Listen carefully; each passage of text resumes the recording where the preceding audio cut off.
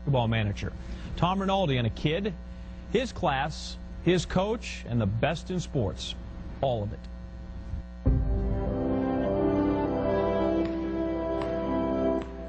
What we all want in life is a shot.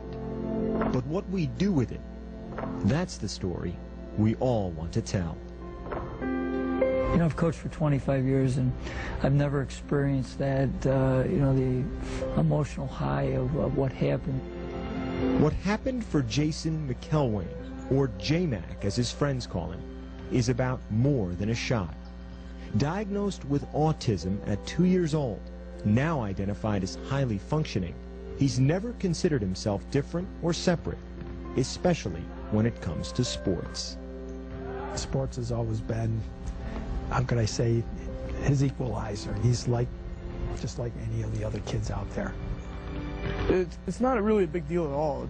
I'm just normal like other people. That's the way I am. At 5'6", J-Mac didn't make the junior varsity basketball team at his high school, Greece Athena, near Rochester, New York. Instead, he became team manager, a role he now has for the varsity as a senior. In the last 3 years, in his white shirt and black tie, he's missed only one game. During practice, I set up the clock and get the water in games and be enthusiastic.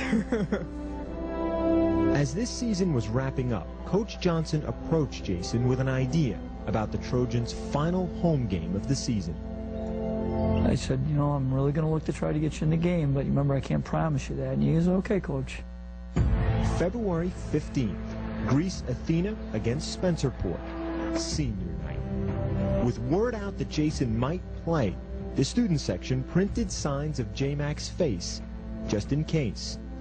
And with 4:19 left in the game, with the Trojans up by 20, Coach called down to the end of the bench for number 52.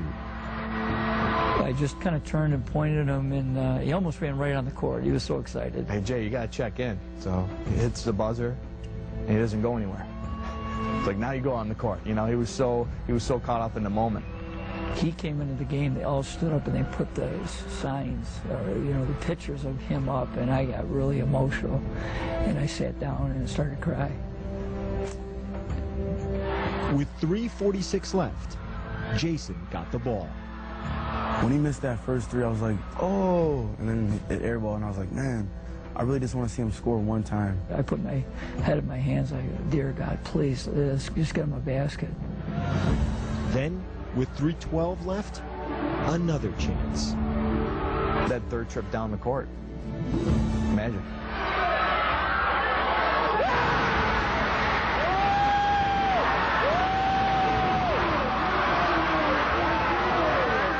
As soon as I started hitting my first shot, I just kept shooting, and I was just hot as a pistol.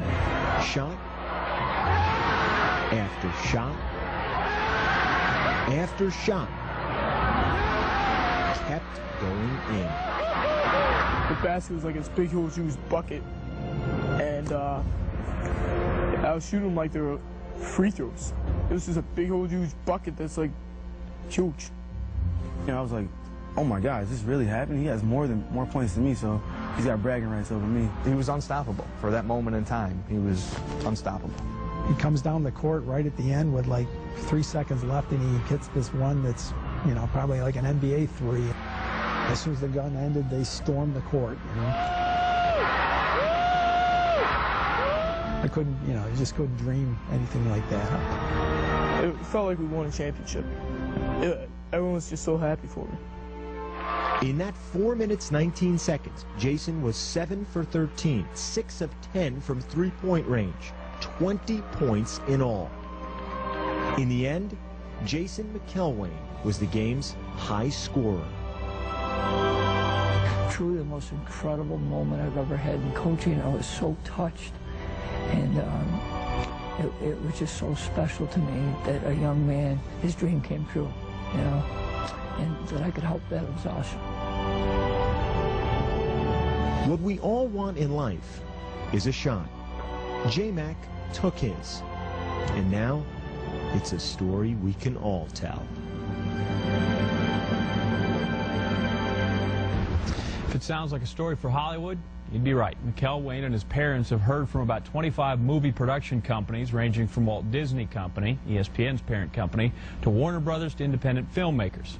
As for Greece Athena, the story doesn't end. Tonight, the team wins its semifinal sectional game.